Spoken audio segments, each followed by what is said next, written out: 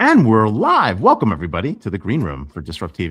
Here with my amazing co-host, co-founder, Vala Afshar, and of course, our guest, which is why we are here today. So we'll start off with our guest. Let's go and talk to Igor. Igor, where are you coming in from today? What are we talking about? Okay, I'm today in Portugal. If you're asking where I'm geographically, but okay, usually in Silicon Valley. Okay, good to know. All right. Welcome. We're looking forward to hearing more about your book. Rebecca, tell us where you're coming in from. What are we talking about? Hi, I'm Rebecca. I'm calling in from Palo Alto, California, and we're talking about meetings, dysfunctional meetings, and how to fix them. Oh, God, we have lots of those. Come talk to us. And if you're free around 12:15, I'll be at Sandhill Kitchen, maybe. So come and join us there, the Quad Conference Center. Brian, where are you coming in from? What are we talking about? Hey, I'm calling in from Raleigh, North Carolina, and we're talking about B2B negotiations and the influence of AI on them. Very cool. One of my favorite places. Kids have like the Raleigh area, and of course, some great experiences. So we'll definitely catch up. So, all right. Well, with that, we're going to kick off the show. I'm sorry. I missed the point. I didn't tell what we are speaking about. But what are we speaking about? Yeah, we are speaking about focus, and particularly about unicorn focus. That's what I was hoping about. We're hoping it was focus. So, all right. Well, with that, we're going to kick off the show. I'll do the count. You guys are ready? We'll stay on focus. 3, 2, 1.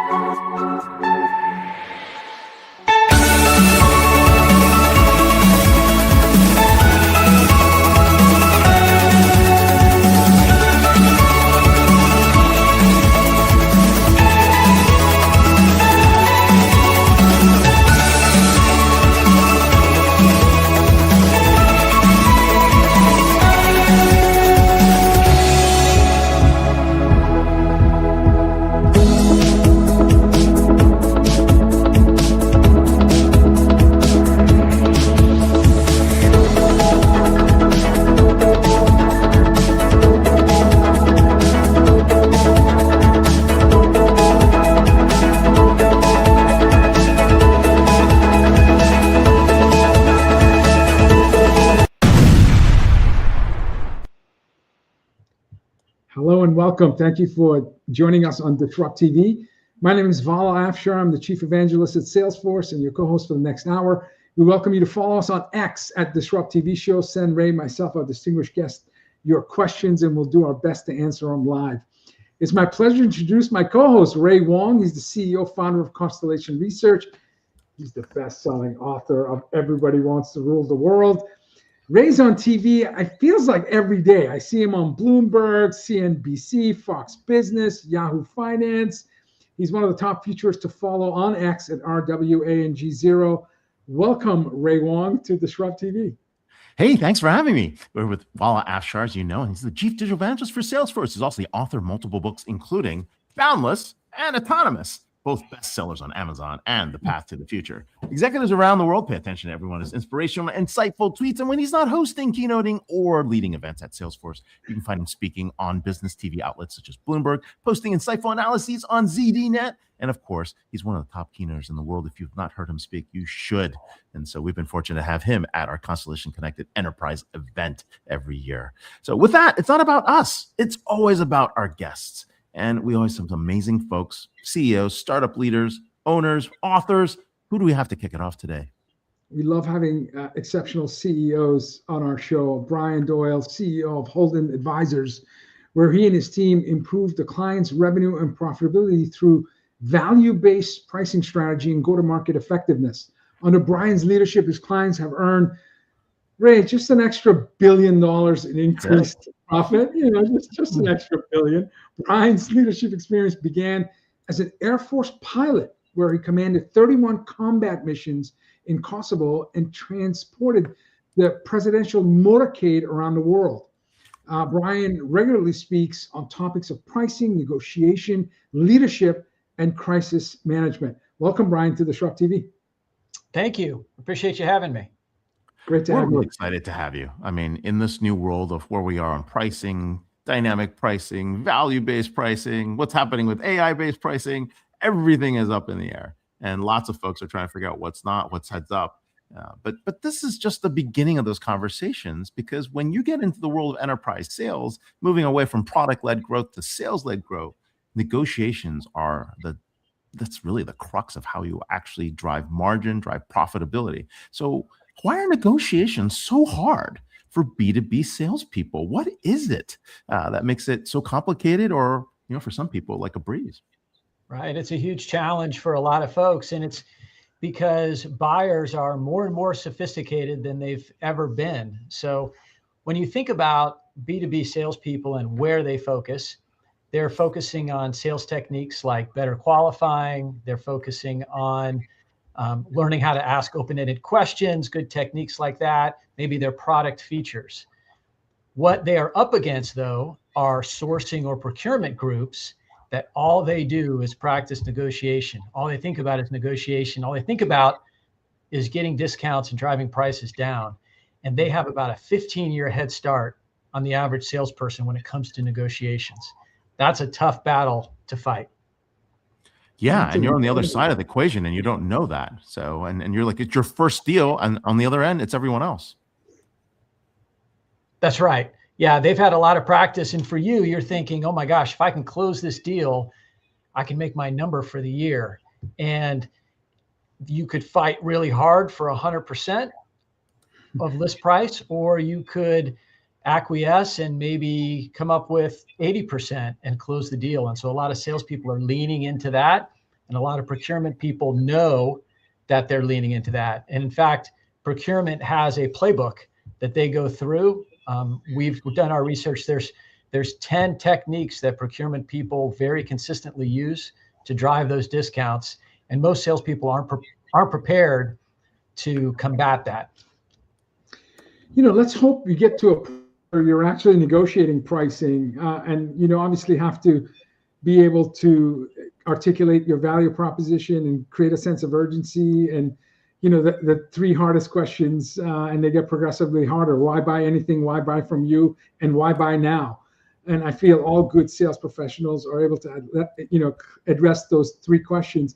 In my experience, in terms of B2B sales, the average buying decision team could be 10 to 12 strong, yes, depending on the size of the company. So now you've got 10 to 12 different personas. Each persona has a different buying process journey. One could be, traditional one, maybe I need to see a demo, I need to see a presentation. Some of the more, advanced buyers may do independent research. So by the time they're ready to talk to you, they're already 90% through the motion of identifying, shortlisting, and deciding who they're going to invest. How do you best diagnose what really matters to the buyer when this is a team consensus building exercise that you're going through? Well, let me validate first exactly what you said, and that is that buying centers are bigger than ever before. And the reason behind that is nobody wants to be the guy who screws up. So if you're in this by yourself and you say, I'm picking that vendor, and then the vendor doesn't come through, you're on the hook. But if you get buy-in from another 15 people, then the blame is sort of spread around. So for sure, that's a challenge. Now, given that environment, one of the best ways to diagnose what really matters to that buying center or the ultimate decision maker is what we call give-gets. So those are value trade-offs where when somebody asks for a discount, you say, well, I'd be happy to give you a discount. And here's how we'll do it. And if you think about maybe a good, better, best offering, or sometimes they're silver, gold, platinum, and you've been talking about the platinum offering, you say, I could absolutely give you a discount. Let's lower the price. I'll take you from platinum down to silver. Here's all that you're going to lose, but I can get you a lower price. And when you do that, you identify what really matters to that buyer. They may say, I know I told you it was price, but I really need all of these different elements of value. Okay, so now we know. there is a chance that they say, thank goodness, all I wanted was a lower price. You've done that for me. I will buy the silver package, and hooray, we're done. Our research has shown that really only about 15% of buyers are true price buyers. And the others are either value buyers, relationship buyers, or what we refer to as poker players. And poker players are value or relationship buyers who pretend to be a price buyer. we're not going to any kind of Texas Hold'em with these guys. Actually, that's probably the best conference you guys go, a bunch of procurement folks and salespeople, and see who wins the tournament, because it'd be funny as heck to see what's going on. But hey, but on that note though, right, this changes pricing, right? Pricing should be 3, 5, 7 different levels so you can actually move against that. Otherwise, if you only have one offering, you have very little to work with. If you have good, better, best, you still have to figure out the stuff in between. So it sounds like we got to get to 5 levels of pricing if you're going to be successful in B2B negotiations, or is that 7? And I know this is probably not on the list of things people ask you, but it's striking. It's like in my mind in terms of how you position your sale. So. Yeah. So Ray, we find that it's 3 levels is a great way to do it. If you get to 5 or 7, it just gets too confusing, and confused buyers don't buy. So good, better, best, simplicity is still better, but you're also saying in the old ways, right? Pricing, right? It's too complex, right? People feel like it's, we get simplify the pricing. And then it's like too simple, and people feel like they're leaving money on the table. What's the Goldilocks moment for that? So you want to have packaging, so like that good, better, best, and those packages are built with what customers value. So what we do is we go talk to customers, like our clients' customers that they've won, some that they've lost, and understand what matters to them. And so then you bundle those elements together so that a platinum makes sense, a gold makes sense, a silver makes sense, depending on the type of buyer. And from there, then you can have those conversations. But what you really want to understand is, A, what am I comfortable trading off when I go from platinum to gold? And what is that worth? So in other words, when I go from platinum to gold, should that be $100 off? Should it be $1,000 off? Depends on what you're selling, of course. Oh my God, this all makes sense. Vala, let's take us back to the 90s, right? We're getting our first Honda Accord, and the sunroof package is on the EX only. How badly do you want to pay for a $5,000 sunroof? You actually remember the EX with the Honda Accord. That's funny. I'm just saying. I thought you might remember that. I'll tell you something that car dealers do all the time.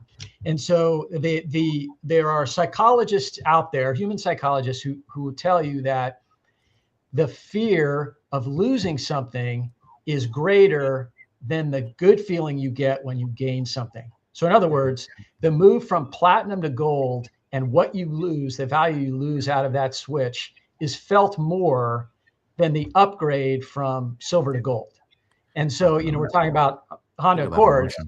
When you go to the car dealership, they always start you with the premium model, and they let you drive that one. And then you say, oh my gosh, there's no way I can afford this. What's the next one down? And then they say, well, you can have the next one down, but that steering wheel isn't heated and the stereo's not as good. And you don't have the vent in the back of your seat when it gets hot, and all of these different things. And you say, oh my gosh, I feel how much. I can't live without it. I feel this. We got to find a way to go to the premium model. And of course, that's where they make their biggest margin. Awesome. And I've driven with Ray, and all his cars have all the bells and whistles, so I know they get Ray. Guilty as charged. Guilty as charged.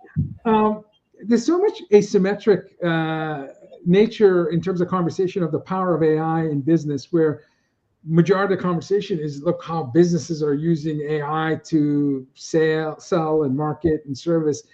Let's talk about how buyers, how consumers of your products and services are using AI to have their digital advisor guide them how to best negotiate, how to get into that premium car with less premium pricing. And so how has AI changed the nature of negotiation, knowing that your buyer now has access to competitive intel, access to, proven methods of negotiating, And what can businesses do to ensure that, they understand that the nature of the understanding of the buyer is at a whole different level now? Right. So AI is definitely changing B2B negotiations, and it's happening from a couple different directions. So as you said, there's a lot more information available to everybody. So they understand or have a better understanding of the value on either side of this. Where it gets confusing and it gets muddled is that with AI right now, it is difficult to tell the premium solution that's also using AI from the person who's living in his mother's basement and has AI and is portraying themselves as a premium solution. Buyers sometimes can't tell the difference, and everybody's got AI and it seems to be leveling things out. And the difference here is that if you are the premium solution, you're going to cost way more than the guy who's in his mom's basement. And so the procurement group, the buyer, is going to come and say, well, wait a minute, you're 3x what the other person is. I need you to lower your price. That's one of those techniques, is we call it the value trap. Hey, the other guy is 30, 50, 100% lower. So you need to lower your price. And then they start saying, well, I know you're using AI, so I know this is easier for you to do. So it should cost, that's the technique that they use, it should cost less. And so it is absolutely influencing how salespeople have to approach these negotiations. And the key, the answer to this sort of situation, is to start quantifying the outcomes that you're bringing. Not, I'm using AI, I have all these features, I have all these benefits, please buy from me. But this is what it's going to get you when you buy my solution. And when you can talk in terms of outcomes, that's when you start to differentiate yourself from the guy in his mom's basement. This is what makes sense. And Brian, you found that the companies that do it well, they've decelerated time in negotiation and accelerated the opportunity to close the deal, and perhaps even upsell, cross-sell, and expand and increase the average deal size? That's right. So we did a study last year, and we found that 93% of salespeople are not equipped to accurately quantify and defend their value. 93%. Wow. So it's an amazing number, right? So, like, how do you do that?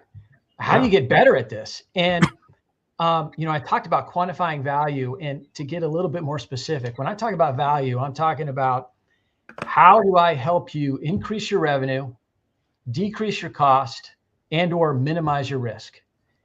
And when I talk in those three categories, number one, it's easier to understand, and two, it elevates the conversation.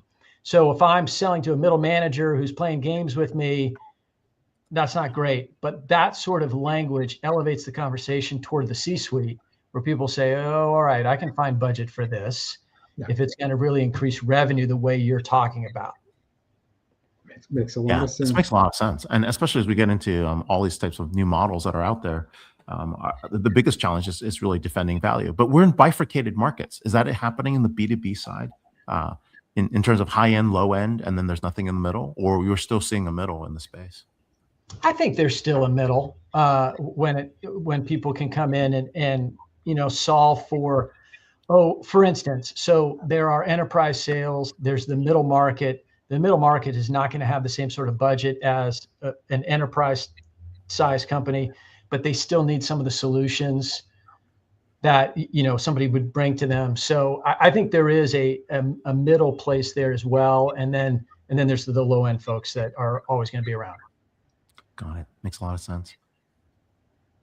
Well, this is amazing. I think we're seeing a new world of pricing. Brian Doyle, you're in the forefront of this. CEO of Holden Advisors. Definitely check him out and his company. These guys are thinking about where the future is, especially from both sides of the spectrum, because you got to understand both sides to be able to take each place.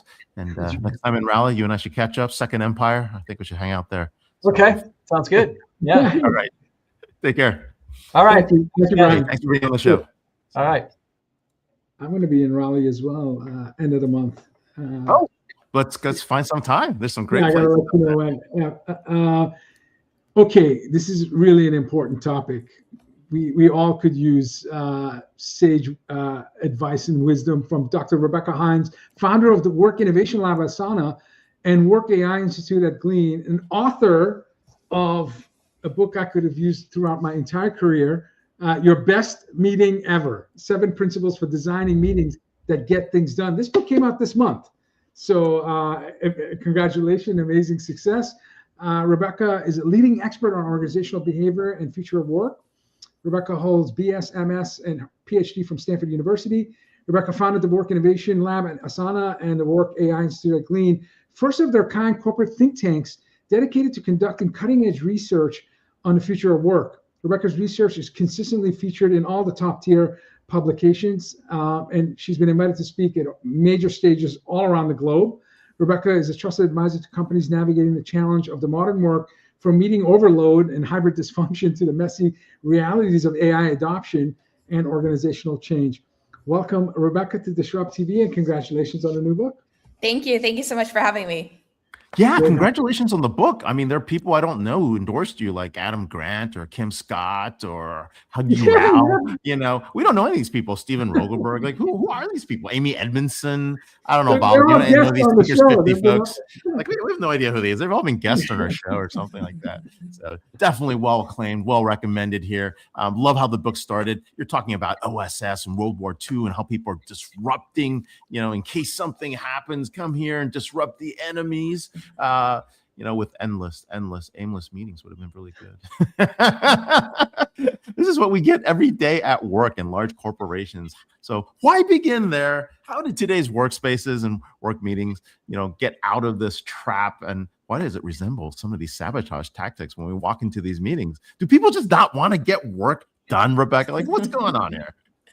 Oh, there's so many drivers, but I wanted to start with, I start with the story of the Simple Sabotage Field Manual, which was written by the Office of Strategic Services, essentially the precursor to the CIA back in 1944. And it was meant to advise ordinary citizens who are living in enemy territory different ways to disrupt the enemy from within. One of those ways was meetings, you know, deploy meetings, drag them out, do everything through channels, right? All of these things that we now consider business as usual. And it's both ironic and a little bit humorous, but also deeply frustrating that this is the case. That was once recommended as an act of sabotage is now business as usual. There are so many different drivers, and like many other aspects of our organization, so many are rooted in human behavior. A big one is we know we as humans associate visibility with value and presence with productivity.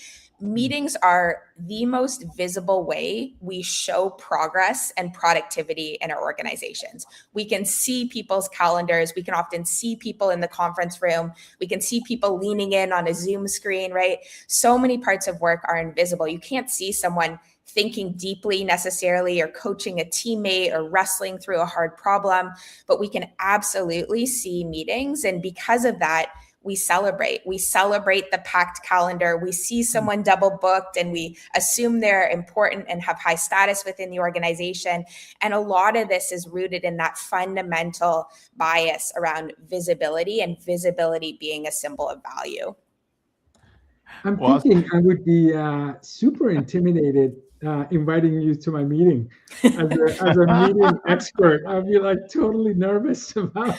Well, it goes both ways. I mean, the hidden benefit of writing a book on meetings is, yes, everyone shows up on time and typically with an agenda, but I also feel a lot more pressure. And, you know, I think that has been eye-opening to me in a way I didn't expect it to. You know, that level of intentionality is something that we can all bring to meetings. You know, taking that extra 5 minutes, 10 minutes to understand not only how do I design this meeting, but do I even need a meeting? It's something all of us can do. And certainly there are more strategies that we should and can deploy, but fundamentally the act of more deliberate meetings is something that everyone can enact and deploy.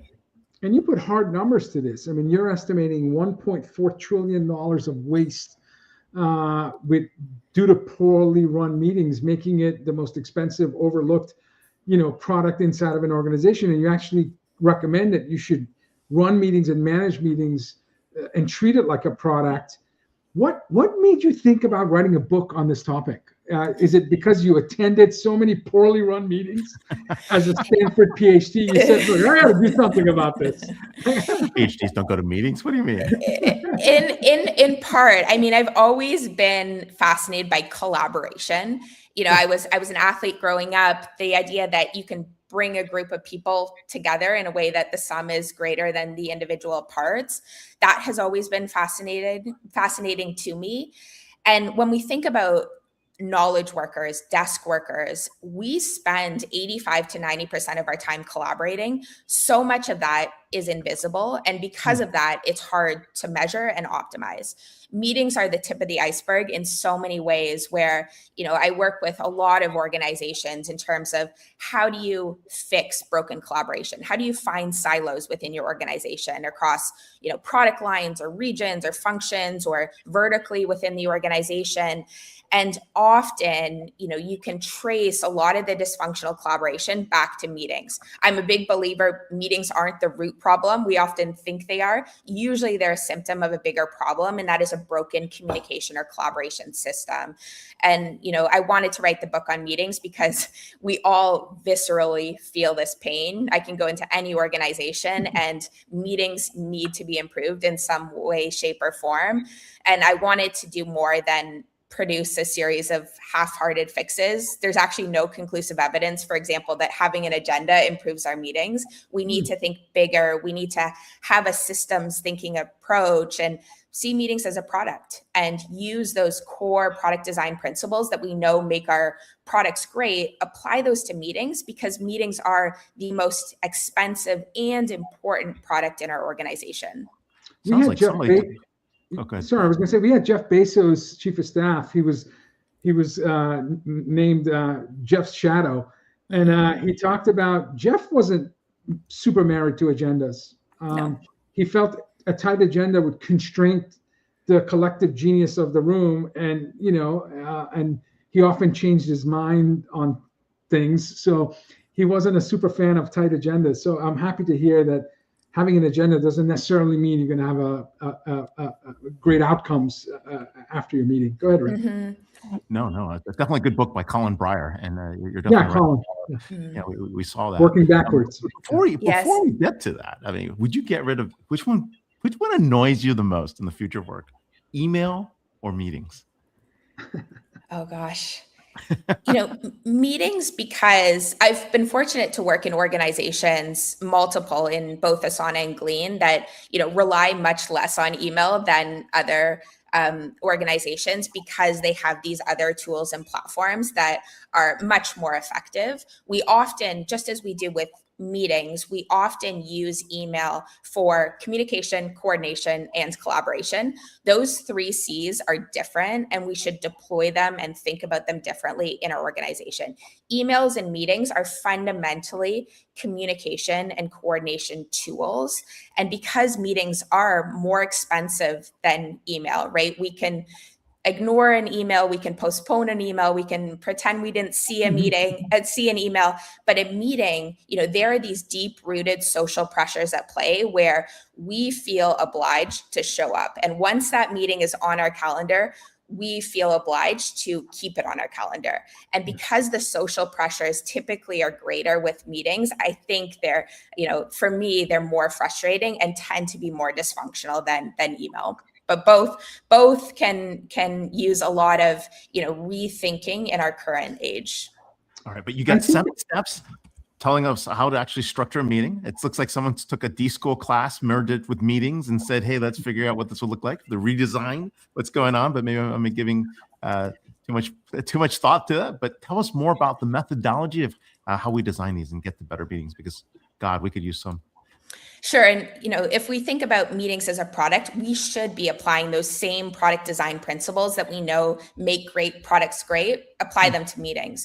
And so each of the 7 chapters walks through a product design principle applied to meetings. So the first one is, for example, volume.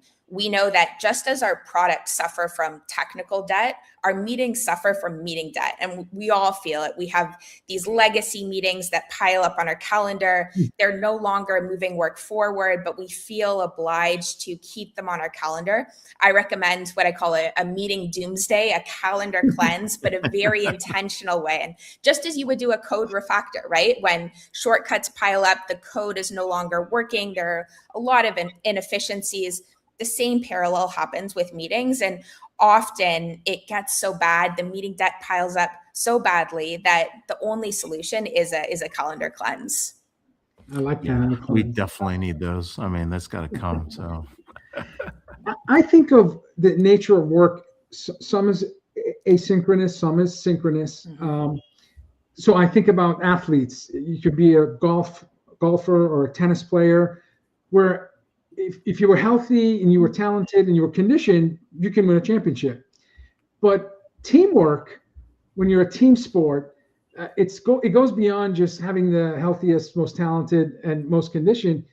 You often, when teams win championships, whether the coach or captain references like team chemistry, the culture. And I feel like when you're in a meeting, making sure you set somewhere a safe space for you to share your ideas. I remember admiring a boss of mine where when she would have meetings, she would always tend to start with the lowest ranking person in the room as the first person she would engage with, where she set the tone like, this is not a room full of hippos where the highest paid person's opinion is going to dominate the narrative. And I thought that was a great practice because it really showed that the best ideas are going to win, not the best titles. Do you have, what are your thoughts about the importance of chemistry and setting that tone so that you could get people to have the courage to share even audacious ideas because it's a safe space? It's so important. And because meetings are incredibly human in nature, we see these power and status dynamics amplified in meetings. And, you know, even certainly who speaks first, who dominates most of the airtime within the meeting, who sits where, you know, the head of the table versus in other places. They are highly, highly infused with status and power dynamics. And that's why, you know, the leader plays such an important role in, I often refer to it as shifting the gravitational pull away from themselves as a leader, because that is where it concentrates to the other people in the room. This is also very relevant for hybrid and remote work, right? The more you can shift the natural power concentration from headquarters, the physical room, to the remote work participants, the more you're going to not only level the dynamics and make it more inclusive, but there are a whole host of different research studies and evidence to suggest that equal airtime, balanced conversations, one of the strongest predictors of team performance. This is a performance aim as much as anything else, and it's very important. And you'll see throughout history, great leaders have done this very intentionally. In the book, I tell the story of Steve Jobs when he was at Pixar, you know, making a deal with Ed Catmull to stay out of the meeting, stay out of those critical brain trust meetings, because he knew that he would influence the outcome regardless of his intention. If you're a highly powerful person in a, you know, deeply sensitive, high stakes, you know, emotionally laden activity, you are going to shift the dynamics in ways that might be very detrimental for the outcome. Speaking last in the meeting is another, you know, hallmark of some of these leaders over the years. The more you can shift the dynamics away from yourself as the leader, the more you're going to encourage not only better conversation and better insights, but also a better outcome. So much art and science, so much intentionality. Man, I'm reflecting on my career and I'm giving myself like a C-. I don't know if I thought about where I sat, the order of speeches, and this tug of war of making sure the center of gravity doesn't go towards the host or the most important person in the room. It's amazing. It gets better. It's somewhere in the book. There's a chapter on Marie Kondoing your meetings, man. If you know Marie Kondo, it's about, I don't know, get rid of the shit that doesn't like provide joy. I mean, it's freaking awesome. So if you're in a position to advise a company and you're at their first meeting with you, how quickly do you, for you, it must be like immediately, like boom, boom, like, you know, do you make a checklist in your mind of all the things that can improve? Well, there are so many low-hanging fruit in the equation. Yeah, sure. And as soon as you go into a meeting, you know, I can tell after a single meeting, you know, different aspects that are clearly dysfunctional. And often it is not intentional. It is human behavior that has led to this. But one of the simple tests, you know, is, does your organization have a rule that's documented and explicit in terms of what actually deserves to be a meeting in our organization? And try it. You know, ask 5 of your employees what deserves to be a meeting in our organization. If you're getting more than one different answer, fundamentally, that's a sign you have not only a broken meeting culture, but also a broken communication culture. And, you know, a lot of this is simple. It's not easy, but it's simple in terms of how we can start to improve our meetings and use them as a last resort, a very important communication mechanism, but a last resort because they are so expensive. And what is the number one reason we have meetings, and is that a good reason? So the number one reason, and we all feel this, is for information exchange. You know, that encompasses the status meetings, the boss briefings. Meetings are not the most efficient mechanism for information exchange. That should be an email. That should be an update in your project tracker. If we're using meetings, we should be very intentional about needing to use meetings because it requires synchronous two-way communication. And so in the book, I unpack this rule I call the 4D CEO test, a 2-part test to determine whether you need that meeting. The first part of the test, a meeting should only happen if the purpose is to decide, debate, discuss, or develop yourself or your team. Right? Status updates don't pass that test. Boss briefings, no. Even something like brainstorming doesn't technically pass that test. And overwhelmingly, the research suggests that we're much more effective brainstorming independently before coming together as a group. Now, there's a second test, meaning even if the meeting passes one of those 4Ds, it still needs to pass the second test, which is the CEO test. So the content either needs to be C, complex. So there needs to be enough ambiguity, uncertainty, where it probably will be more efficient to come together synchronously. E, is it emotionally intense? So if you're needing to communicate emotions, you're delivering harsh feedback, right? We know that empathy, trust, body language is important. O comes from Amazon. Is it a one-way door decision? Meaning once you walk through, it's very difficult, if not impossible, to revert course and go the other way.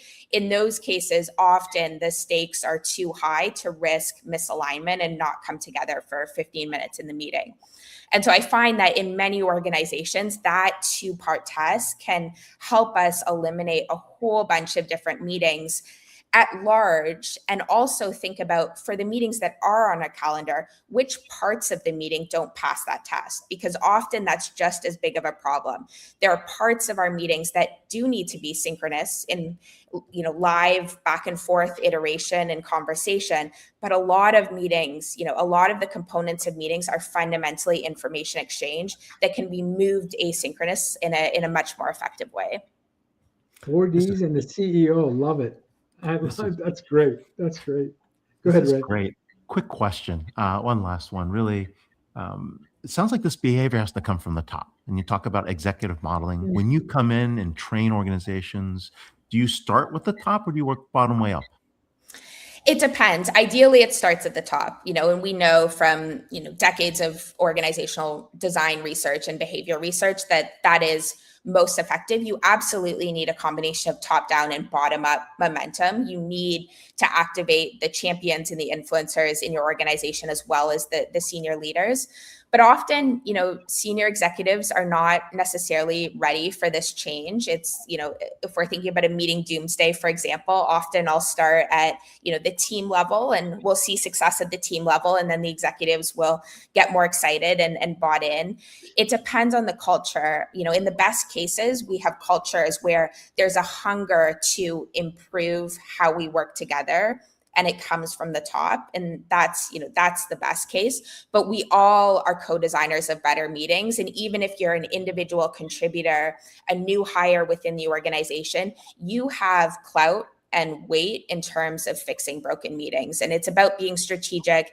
It's about leaning in with curiosity as opposed to accusation, but we all have the power to design better meetings. And it's one of the best ways we can demonstrate leadership within our organizations. Because if you can run a good meeting or steer a bad meeting back on track, the natural cognitive leap is, wow, this person can probably lead a project or a team or a department. The reverse is also true, right? If you see a person fumbling through a meeting or not being able to save a meeting that's going off the rails, the natural indication is, gosh, I don't really have a lot of confidence in this person leading anything bigger.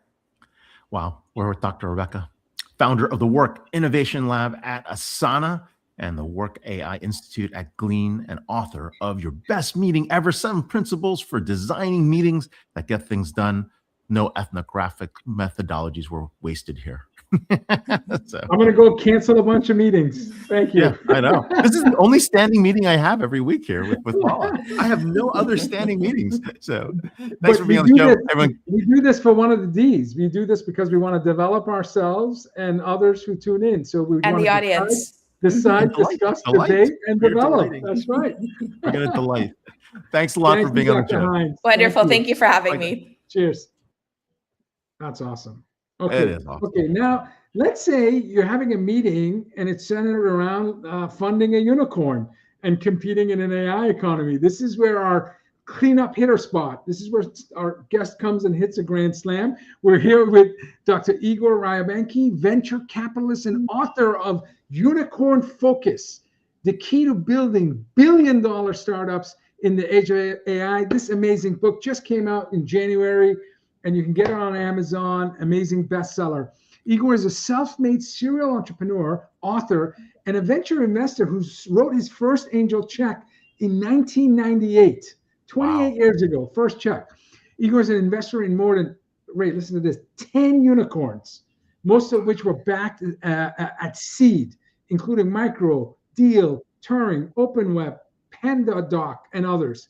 As a board member of several portfolio companies, Igor brings practical insights into scaling startups and navigating the complexities of fundraising, helping founders avoid costly mistakes, and building enduring businesses. Welcome, Igor, to DisrupTV, and congratulations on your brand new book. Thank you, Alison. Thank you for having me. Igor, we're excited to have you here. And of course, we're in the heart of Silicon Valley. We know that there's so many different ways to pick winners and losers and unicorns, yet you've perfected a methodology here.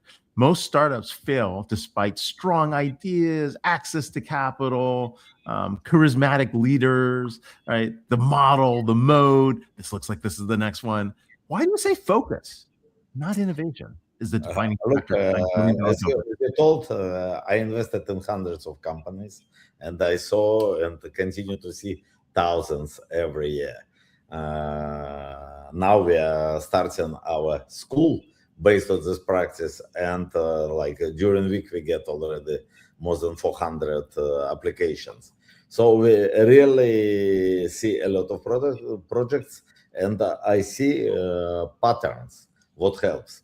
And if you tell why I mean focus, because usually whatever you have, startup, everybody, and startups especially, are very much limited in resources.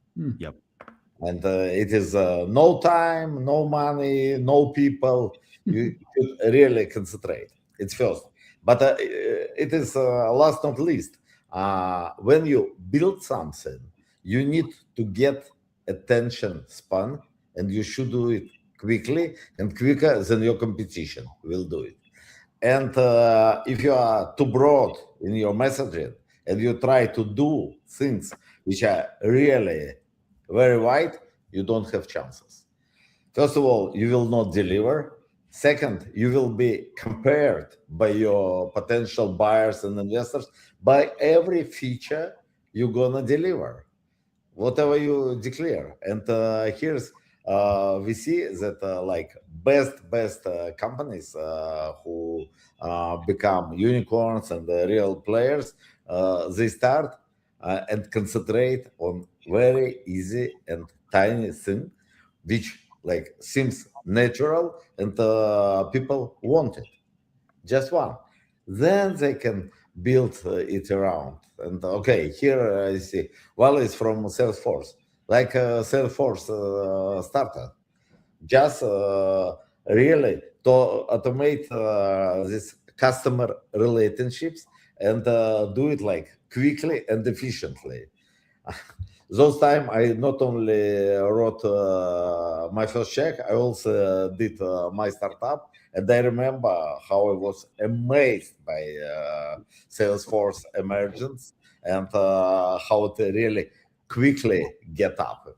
And in my book, I give many examples. So if you start, you don't have time, especially today. Whatever you do long, people do with AI quickly.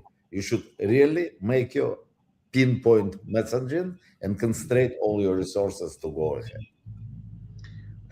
You know, you've invested in 10 unicorns, thousands of companies. What are some patterns that you've identified that demonstrate to you that the founders and the team are truly focused? What do you look for? Especially, I mean, we have entrepreneurs listening to our show who would love to be pitching to you as an investor. How should they work on their pitch, and how should they demonstrate their capabilities so they can prove to you that they have the right focus?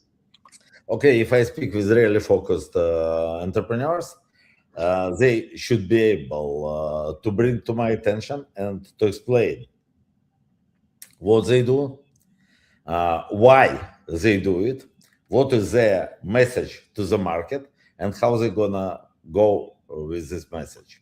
Sometimes I speak with entrepreneurs on idea level, then they should really bring me understanding how their idea become power. And if I speak already with entrepreneurs who already like started MVP, already sell and get customer traction, I will see, okay, what they do, how they distinguish, what is really they do new or they do best of everybody. And then I should understand that they really think about it, and I ask questions like, okay, is it are you really already in love with your idea? Are you going to dedicate your time to this idea, or tomorrow you will get butterfly and you just fly away? And, I love that. So I also think you be in love with solving problems, not just your idea, but the fact that you can deliver value to stakeholders. It must be, you know, where do you research? Where do you research in order for you to be able to identify the next unicorn? Like, where do you spend your time learning about that next big thing that everyone else is ignoring? Look, I always did a lot of networking and being inside communities, meetings, brainstorms, and so on. I really enjoy doing it, and I really enjoy this communication with people and so on. And sometimes, usually, it is on a personal level, and you can notice, okay, this guy, he is one who will really do. And I was lucky enough to meet really great entrepreneurs who make great stories. So it is like, and now I decided that maybe I did it a few times, like acceleration programs, but now we decided like to do a real school, which will help, I believe, hundreds of entrepreneurs to fine tune their focus abilities, how they message to themselves, their founders, their tech teams, how they focus their sales team, and how they got really crispy pitches for their investors. So I love how you have ability for your reader to scan a barcode and actually get workbooks and put into practice what you're writing in the book. So it's really a tool to educate and elevate entrepreneurs so they can improve their focus and hopefully be founders of unicorns. So that's amazing. It's amazing. Go ahead, Ray. Igor, one of the things you spend a lot of time on is discipline it sounds like you're basically telling companies to really be focused and really treat their time much more carefully, and being able to say no. Do you have a framework? Do you have an approach to help people say no in a way so that they not only stay laser focused, but also don't destroy relationships? Look, I always, when I speak with entrepreneurs, especially early entrepreneurs, and I speak with them a lot, I am advising and sitting on boards and so on. I tell guys, you should really be concentrated on your target. And you will be distracted all the time. You will be distracted by your customers because you come with your product and your customer tell, it is nice, but with your technology, you could do something else for me. No. You can be distracted by your sales team who came to customers and found other problem. No. You can be distracted by your tech team. Oh, okay, new product came. Why we don't do this? Okay. Every time you should say no. I don't tell you should be stubborn and you have a tunnel vision. If you really just evaluate it as an opportunity better that we're doing now, it is pivot. But then when you pivot, you again concentrate and no to everything. It's a lot about subtraction than addition. It makes a lot of sense. I think today is Joni Ives' birthday, and Joni Ives talked about how Steve Jobs taught him the lesson of focus. And you know, he ultimately said focus with Steve Jobs was, it's something you love and you get up in the morning and you're excited about it, and yet you still say no to it because it's not the top priority. So focus is hard because you essentially are walking away from something you really want to do and you're passionate about, but it doesn't make sense in terms of company success and the direction. What advice do you have for CEOs, or what are you hoping somebody reads your best-selling book? What are you hoping that they immediately do in order to go ahead? I'm not only hoping, I already see examples. Yes. People in my portfolio who just write me, why you didn't release this time ago? Guys, I spoke about it time ago. Just now I collected in the book, but I always told this. Yeah. And I also see from, say, some posts, some people whom I don't know, that thought, oh, we just get over weekend, our team, we read this book, and on Monday we just said, and totally re-engineered our vision. So it came quickly, because all things which I speak about, it is not revelation. It is clear, but people just don't think like this, and then people just spend their time, waste resources, and so on. Again, guys, just understand, you are here. You cannot be widespread. When entrepreneur come to me and tell, I have nice opportunity, say some learning course, everybody needs it. We sell it to government in Zimbabwe, we sell it to business in Canada, and so on. I say, guys, stop. You will not. You will sell nobody, and you will sell nothing. So please, really fine tune what you do. Is it really something which you do best of everybody? Then just concentrate and really bring your message into everybody. I understand that in every product, in every opportunity, you have limitless possibilities, but you will never catch it. Just find what will work better. And then in a book and in our learning course, we go step by step. And you mentioned this workbook. I believe that it's a very important tool. Yeah. And when I work now with a beginner entrepreneur, I tell, okay, you go through this course, you will make these exercises, and as a result, I will see this crispy pitch, crispy vision, and it is good for you, good for your team, good for your investors, and occasionally I want myself to invest in you or invest more in you. Yeah, the back of the book has a focus audit where you ask specific questions, you grade your execution and your ability, and it's a great conclusion to the book, because it brings all of your thesis into a practical guide that people can take. And again, it's very structured and very specific in terms of being honest with yourself. What should we start? What should we stop? And what should we continue to do in order to enhance focus? Why didn't you write this 10 years ago? No, I'm kidding. Look, it is a really funny story. You know, I have my previous book, this Adventures in Venture Capital. It is more like funny stories about what to do. Then I was asked one day how you will summarize your book. I thought, okay, focus is what is most important. But then it was like funny story with one founder of mine, with whom we made one of my greatest exits when I just began to be angel. And then he came to me, he started projects, then he started second project, then he started to be distracted.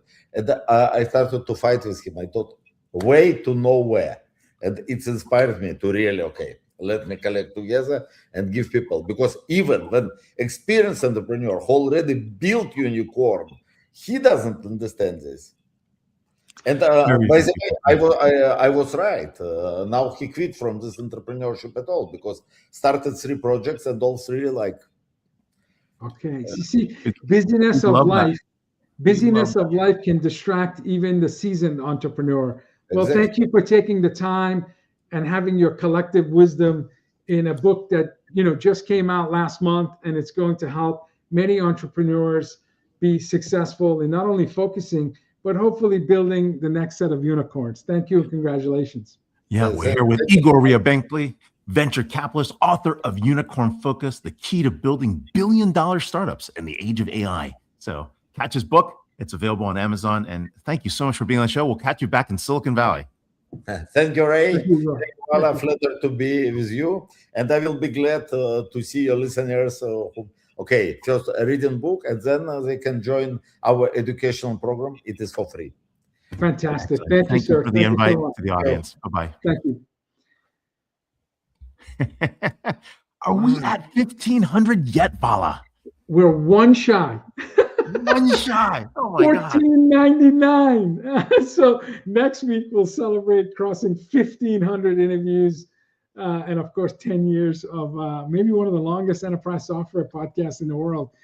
We learned about negotiations, we learned about running effective meetings, and we learned about just staying focused. I know, we're going to build a unicorn together. Yeah, my goodness. I wish I had invested in 10 unicorns. Then I would be doing this show from a beach somewhere.